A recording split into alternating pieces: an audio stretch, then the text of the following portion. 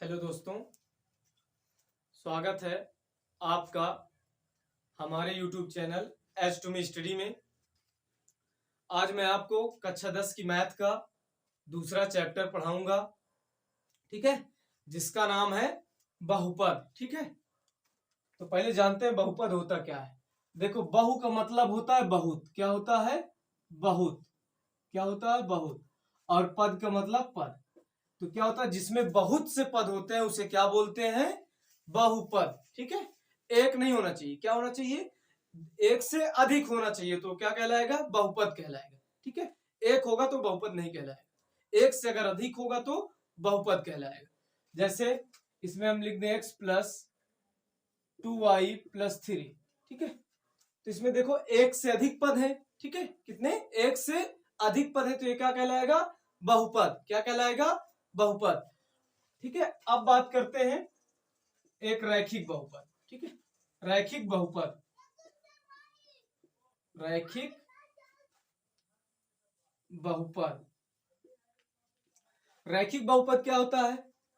जिस बहुपद की अधिकतम घात एक होती है वो हमारा कहलाता है रैखिक बहुपद। ठीक है, मतलब कहने का मतलब यह है कि अगर बहुपद की अधिकतम घात कितनी है? एक है, तो क्या कहलाएगा? रैखिक बहुपद। जैसे x प्लस 2 कितना हो जाएगा? x plus 2। इसमें देखो बहुपद की अधिकतम घात कितना है? एक है। कितना है? एक। तो ये क्या कहलाएगा? रैखिक बहुपद। उसी तरीके x प्लस मान लो 2y प्लस 3 कुछ भी, ठीक है, मान लो। तो इसी तरीके देखो इसमें भी एक है, इसमें भी एक है, ऐड नहीं होगा, ये अलग अलग है। तो यानी यही जानना है कि बहुपद की सबसे अधिकतम घात कितनी है? एक है, तो ये क्या कहलाएगा? रैखिक बहुपद। ठीक है, अब बात करते हैं द्विघाती बहुपद की। द्विघाती बहुपद। द्विघाती बहुपद क्या होता है? जिस बहुपद की अधिकतम घात कितनी होती है?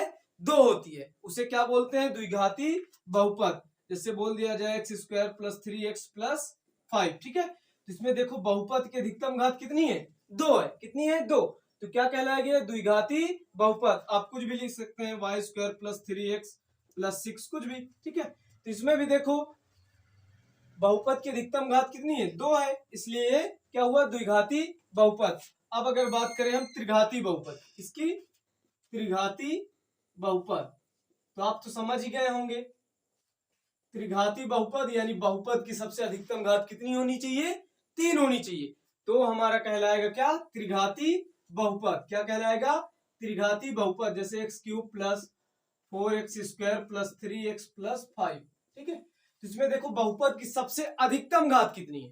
कितनी है? तीन है। कितना पता चला? तीन है ना।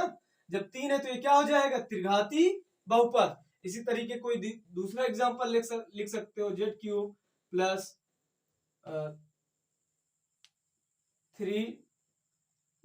3z स्क्वायर, ठीक है, या zx, या तो 4x, या तो 4z, ठीक है, या प्लस 3। इसमें देखो इसमें बहुपद की अधिकतम घात कितनी है? तीन है, तो ये भी क्या कहलाएगा? त्रिघाती बहुपद। ठीक है, क्या कहलाएगा? त्रिघाती बहुपद। अब बात करते हैं प्रश्नावली 2.1 की। देखिए, इसके पहले जो बताया मैं, रैखिक बहुपद, द्विघाती बहुपद और त्रिघाती बहुपद, वो तो आप अच्छे से समझ गए होंगे। ठीक है, अब आ जाते हैं प्रश्नावली 2.1 में। तो इसमें देखो क्या कह रहा है। किसी बहुपद px के लिए y बराबर px का ग्राफ नीचे आकृति 2.10 में दिया गया है। प्रत्येक स्थिति में px के शून्य ज्ञात कीजिए। ग्राफ दिया हुआ है। क्या दिया है? ग्राफ।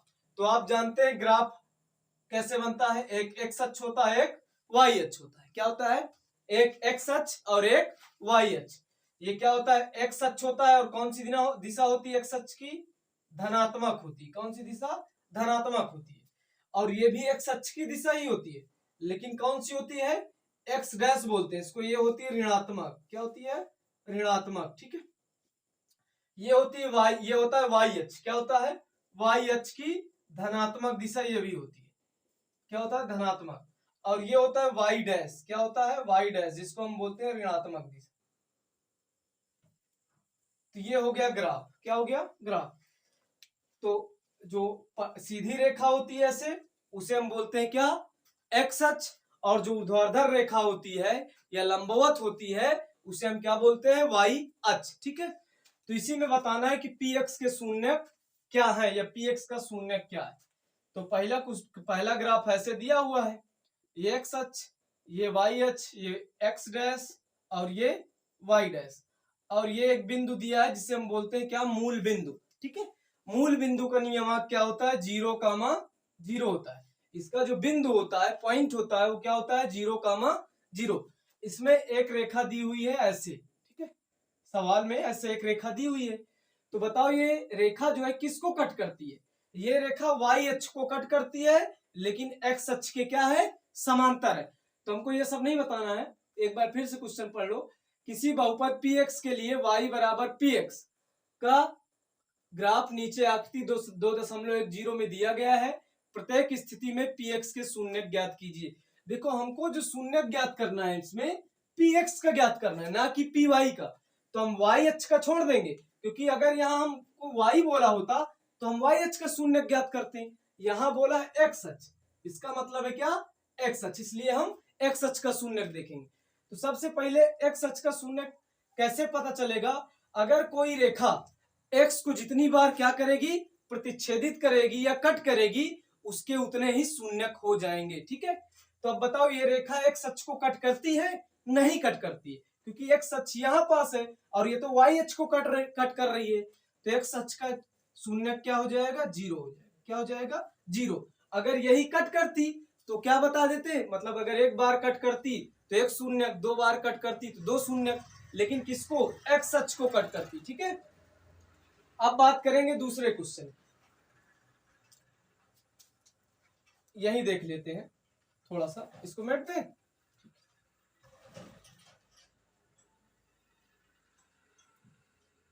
ये वाई अक्ष हो गया, X Y, Y dash X dash. ठीक है, एक रेखा ऐसे जाती है, ऐसे कट करती है। अब बताओ इसमें एक्स अक्ष को ये कितनी बार ये रेखा कट करती है, एक बार। ये देखो यहां पास एक बार कट करती है, तो एक्स का मान कितना हो जाएगा, 1 हो जाएगा। कितना हो जाएगा, एक्स का मान 1 हो जाएगा। अब अगला क्वेश्चन देखते हैं, जो तीसरा नंबर है, छोटा सा ग्राफ बना के देख लो।